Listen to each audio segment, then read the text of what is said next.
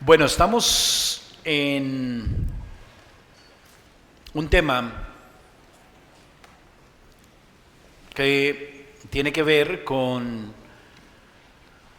analizar la manera como Dios ha organizado su iglesia y ha establecido oficiales en la iglesia para que cumplan ciertas funciones. Estos oficiales, ya hemos visto, son hombres que Dios llama de manera especial y dota de los dones y las gracias y virtudes necesarias para cumplir con esas funciones de una manera adecuada. Hemos visto lo referente a las calificaciones o requisitos y la manera como podemos identificar si hay un llamado y si hay una dotación adecuada en hombres para servir en el ministerio como pastores o también se llaman ancianos u obispos en la iglesia. Y ahora estamos en otro grupo de hombres que están a cargo de los asuntos temporales y especialmente como ministros de misericordia en cuanto a velar, tratar de ayudar a mitigar las necesidades temporales de algunos miembros de la iglesia que padecen dificultades. Estos se llaman diáconos y ya hemos entonces hecho una introducción, hemos abordado las generalidades y empezamos a mirar cada una de las calificaciones y características que debe llenar el diácono. Y la primera que vimos hace 8 días, para retomar el hilo, es la honestidad. ¿Recuerda? Dijimos que el diácono debe ser honesto y que la palabra honesto, es una palabra que nos está dando la idea o un concepto acerca de seriedad, una persona seria, ¿recuerda? Es decir, alguien de confianza, alguien que realmente sea digna de respeto, digna de honor, digna de confianza. Vamos a abordar el segundo calificativo.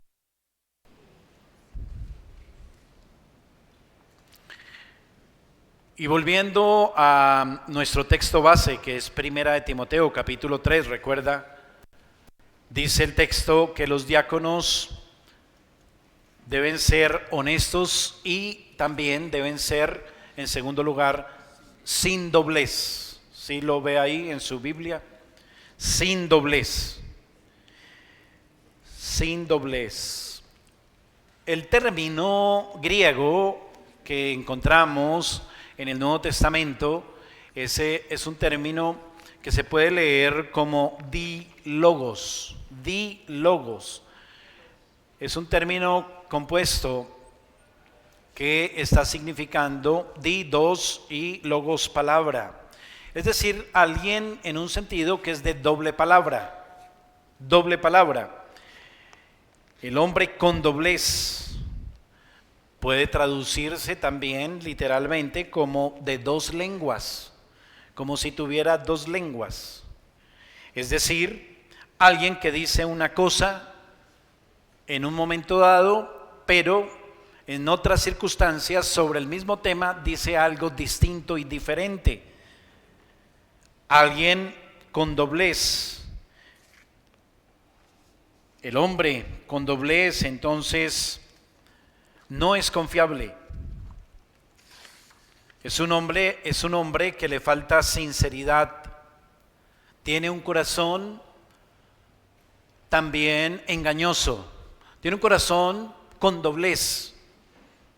Vemos un ejemplo de doble ánimo, por decirlo o por ilustrarlo, en Lucas capítulo 18, versículo 11. Permítame llevarle a ese texto que es importante para que usted lo mire. Lucas capítulo 18, versículo 11.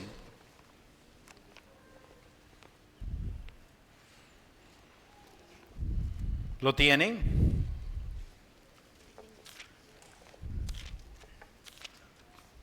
Mire su Biblia, por favor.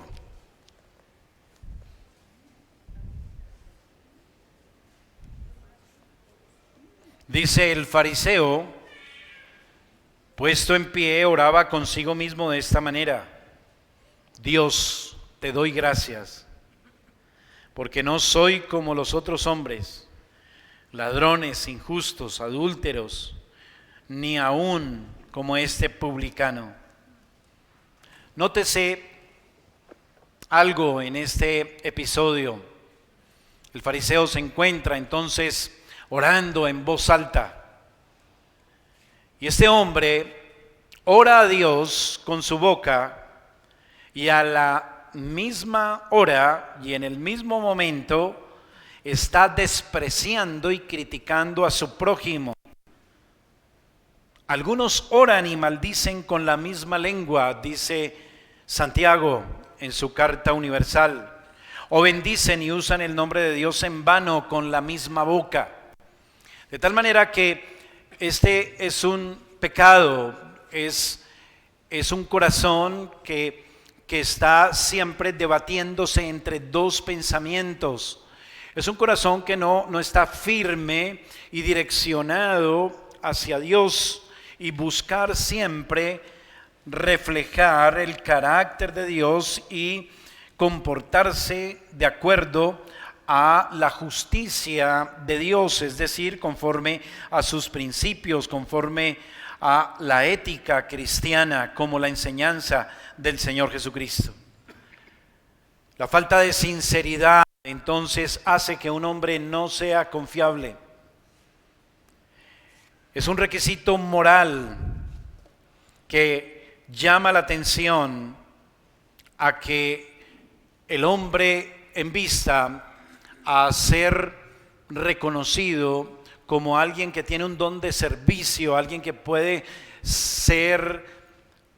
aplicar para ser diácono, sea alguien sincero, insisto, alguien confiable, que no sea de doble ánimo.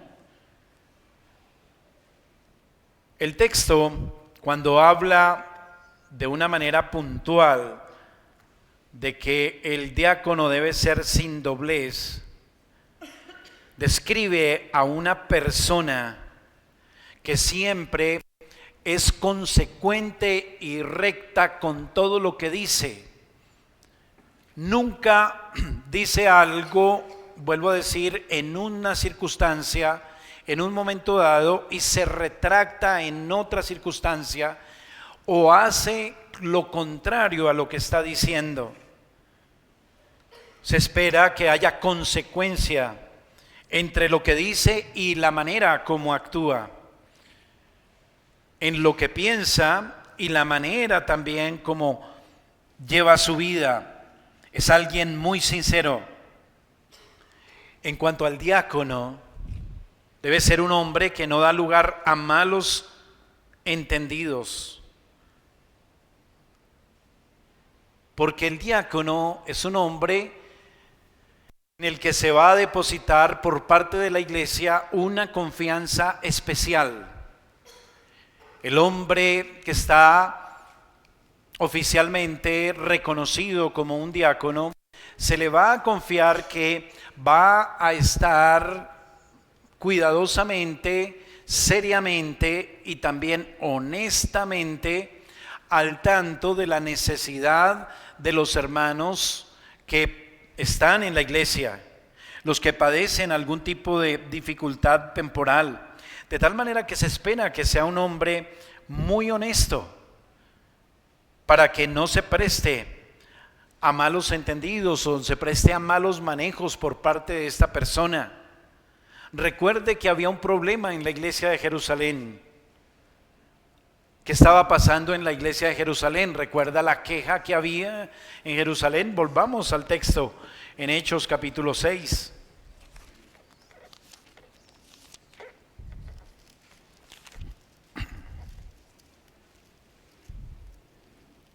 Versículo 1: en aquellos días, como creciera el número de los discípulos, hubo murmuración de los griegos contra los hebreos, de que las viudas de aquellos eran desatendidas en la distribución diaria. Resulta que la iglesia cristiana del primer siglo era una iglesia que tenía una composición mixta. Y en ese contexto del primer siglo era muy marcada la condición y la cultura de dos grupos, especialmente que estaban conformando la iglesia cristiana naciente. Se trataba de los judíos que se estaban convirtiendo al cristianismo y los gentiles, es decir, los griegos, los del Imperio Romano, que eran ateos o que eran idólatras y que hasta ahora estaban conociendo el Evangelio. Así que habían dos grupos especialmente identificables en cada iglesia naciente. Los judíos que ya tenían pues un conocimiento de las Sagradas Escrituras del Antiguo Testamento, tenían algún tipo de reputación en cuanto a conocer a Dios y la piedad, y los griegos que eran totalmente idólatras, que eran totalmente paganos y que no tenían ningún acercamiento ni ningún entendimiento de las Escrituras del Antiguo Testamento. Parece ser que había en la iglesia de Jerusalén una preferencia hacia cierto grupo, y que las hermanas necesitadas, las viudas necesitadas de cierto grupo eran mejor cuidadas, eran preferidas, se les daba la prioridad a la hora de darles algún tipo de apoyo, algún tipo de ayuda. Y entonces dice que los griegos se estaban quejando porque las viudas hebreas parece que estaban en mejores condiciones en cuanto a la atención que le daba la iglesia que las viudas griegas. ¿Qué pasa si hay un diácono con doblez? Puede también tener un corazón dividido. Puede también inclinarse más a favor de ciertas personas. ¿Por qué? Por preferencia. Puede caer entonces en decir, no, yo soy un diácono que soy muy equilibrado, muy equitativo, yo siempre miro con el mismo ojo todas las necesidades, no importa quién es, pero finalmente es alguien que en su corazón hay doblez y se inclina a favorecer a ciertas personas. Entonces, por eso es importante que, como dice aquí nuestro texto, el diácono debe ser sin doblez. Tengamos en cuenta, hermanos, que estas virtudes no están solamente dadas en la Escritura para que usted y yo las consideremos restringidas a este ejercicio de reconocer diáconos en la iglesia local. Todo esto también tiene una aplicación a nuestra vida cristiana. Todos los creyentes tenemos que tener cuidado. Todos tenemos un corazón aún engañoso, un corazón caído. Aún podemos tener en nuestro corazón este tipo de tendencia pecaminosa a ser personas que no somos consecuentes, que tenemos un corazón que se debate entre dos pensamientos, que tiene un corazón que de acuerdo a las circunstancias entonces actúa, y no actúa siempre con el mismo criterio, sino que está determinado por gustos, por circunstancias. No es alguien, o no tenemos aún un corazón íntegro, y estamos llamados a tener un corazón íntegro para que seamos creyentes confiables, creyentes en los cuales nuestro corazón no hay doblez. Avancemos a la tercera calificación, el tercer distintivo de los diáconos. Los diáconos asimismo deben ser no dados a mucho vino, dice nuestro texto.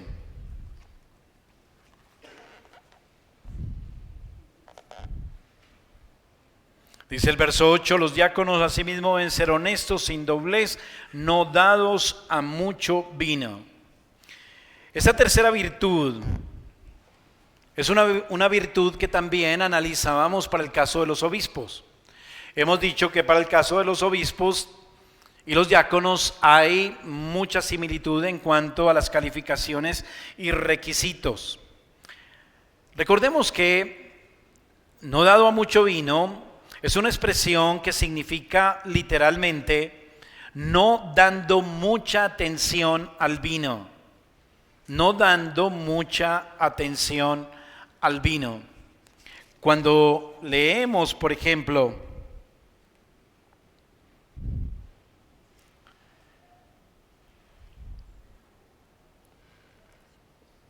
los evangelios, advertimos que en el Evangelio de Juan, en cierta ocasión, el Señor Jesucristo fue invitado a unas bodas. ¿Sí lo recuerda? Las bodas en un pueblito pequeño, a unos pocos kilómetros de Jerusalén. Y allí entonces el Señor Jesús convirtió unas tinajas de agua en vino. Esto lo digo ¿por qué? Porque debemos tomar el texto y la enseñanza que está aquí en armonía con todas las Sagradas Escrituras. Y si el pasaje de Primera de Timoteo nos está diciendo que la frase está diciendo no dar mucha atención al vino, significa entonces que el vino no es que esté prohibido, sino que no se le debe dar mucha atención al vino. Tiene en vista el apóstol Pablo, inspirado por el Espíritu Santo, como dijimos, el control, el dominio propio sobre los apetitos, en este caso del licor, del vino puntualmente. Este versículo es una prueba más de que el vino, insisto, no está prohibido para el consumo de los cristianos, ni aún para los oficiales de la iglesia. Lo que sí es mandado, y este es el sentido del texto, es la moderación. La moderación en el uso de esta bebida que ha sido también provista por el Creador para provecho del hombre. Lo que está prohibido, déjeme insistir, no es la bebida alcohólica, sino el vicio de ella. El disfrute sano, moderado del vino es un asunto legítimo. El Señor, déjeme recordar otra vez, el Señor, el Hijo de Dios, puro y sin pecado, bebió vino y lo hizo en varias oportunidades. Así aprendemos que en las Escrituras hay muchos asuntos prohibidos, pero hay que hacer una distinción. Y la distinción que debemos hacer es que la Escritura prohíbe ciertas cosas en un grado y manera. Por ejemplo, el robo y la mentira, ¿en qué grado y manera lo prohíbe? De manera radical. Cuando la Escritura dice no robar, no es como en el caso del vino. No es como procure robar un poquito, ¿sí? ¿Cierto que no? No, es ridículo pensar. Pero en este caso, sí se trata de un mandamiento donde se pide es la moderación de vida. En caso de los diáconos y con relación al vino, es que este no sea, el diácono me refiero, un hombre cuya vida incluya el que le gusta continuamente estar bebiendo, que ordinariamente en todo el día acostumbra tener al lado una botella con vino y cada 15 minutos un traguito, ¿cierto? No, eso es lo que lo que prohíbe aquí el pasaje. Todos los creyentes, si beben vino, deben hacerlo de la misma manera, es decir, con moderación. En los diáconos mucho más. Este hombre debe ser conocido como alguien que tiene un debido control, dominio propio en esta área de sus apetitos, particularmente con las bebidas alcohólicas. Por supuesto, en la cultura, en cada cultura mejor, hay más o menos tendencia al uso de bebidas alcohólicas. Si usted va a Europa, allá es muy común que en un almuerzo en la mesa siempre haya una botella de vino.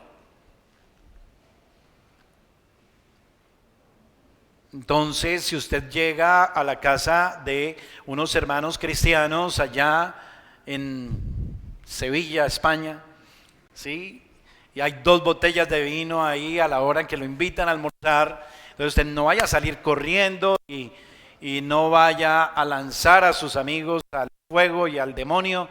No, es legítimo. El punto es, se hace con la debida moderación, se hace conforme al principio de las Escrituras.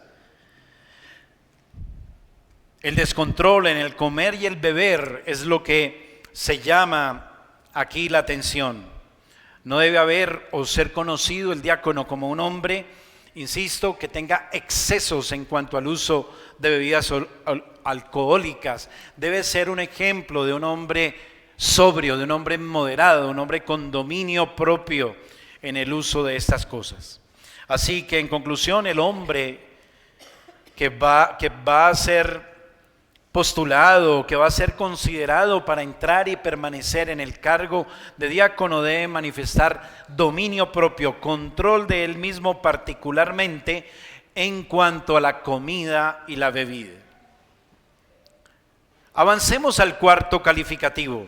Los diáconos asimismo deben ser no codiciosos de ganancias deshonestas. No codiciosos de ganancias deshonestas.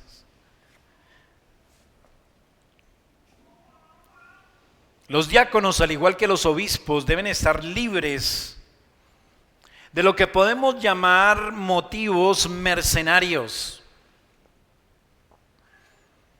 El mercenario es aquel que por dinero se une a cualquier bando y lucha por cualquier causa. ¿Sí me comunico? Eso es un mercenario. Por eso cuando hablan de soldados mercenarios, sí, son soldados que por plata le dan plomo al que sea. ¿Sí? No importa si es del mismo país o no, son mercenarios. Así que el punto aquí es que los diáconos deben ser libres de este tipo de motivos, que por ganancia deshonesta sea capaz incluso de ser tropiezo en la vida de la iglesia. Y eso, vuelvo al punto, todo esto también aplica a nuestra vida como creyentes. Muchas veces por ciertas ventajas, por ciertos beneficios que el mundo nos ofrece, somos capaces de ser piedra de tropiezo, de alinearnos con el enemigo y ser mercenarios. Y resultamos entonces torpedeando, estorbando el plan y el desarrollo de los planes, de los propósitos de Dios, por causa de mis intereses, del beneficio que puedo obtener de ello. Lo que dijimos respecto a los obispos es que el término describe a una persona codiciosa, lista para la ganancia, avaricioso, goloso, glotón, ávido de bienes materiales de una forma desvergonzada. Sobre todo en el caso de los diáconos, hermanos, debido a que en la mayoría de los casos los diáconos son responsables de administrar recursos. Bueno, nuestra iglesia no es tan rica en cuanto a recursos, pero Sí, nuestro presupuesto asigna una partida para benevolencia y los diáconos administran esa partida. Así que, volviendo a mi punto, los diáconos entonces son personas que van a estar administrando bienes temporales de la iglesia, y en virtud de esto se les demanda de manera muy especial que no sean codiciosos, de ganancias deshonestas. Quiero hacer una precisión aquí antes de finalizar.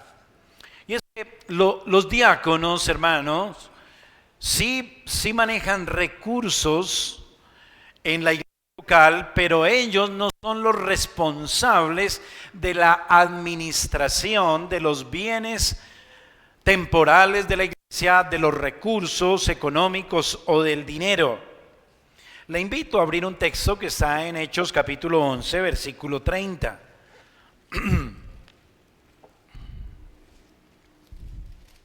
Solo como para tomar un punto de referencia rápidamente y hacer la precisión pertinente, dice el versículo 30 de Hechos 11,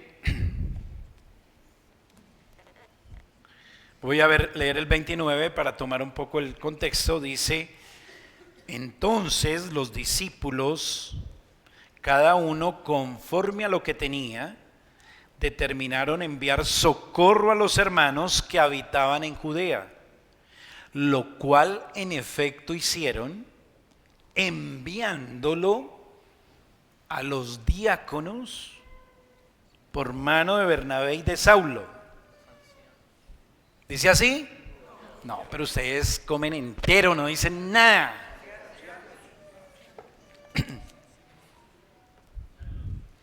A los ancianos, no a los diáconos. Si usted mira el original, no dice diácono, porque recuerde que ese es el mismo término en griego, diácono, que se traduce siervo, servidor, sino que dice presbítero, o sea, anciano, o sea, pastor. Entonces, ¿cuál es el punto? El punto es que los diáconos administran y distribuyen lo que tiene que ver con la partida de la benevolencia. Pero la administración y la distribución y la supervisión del manejo de todos los recursos debe estar en cabeza de los ancianos. Es un error pensar que los diáconos son una especie de administradores generales de todos los recursos y finanzas de la iglesia. De hecho, los principales responsables, a quien Dios también llama a cuenta sobre las finanzas, es el presbiterio, son los ancianos.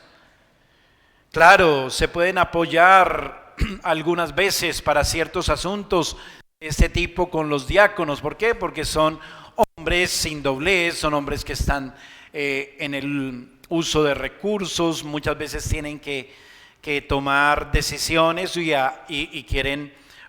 pueden ayudar y colaborar para adelantar ciertos aspectos que también promueven el bienestar temporal de la vida de la iglesia, como por ejemplo el mantenimiento del templo, ¿sí?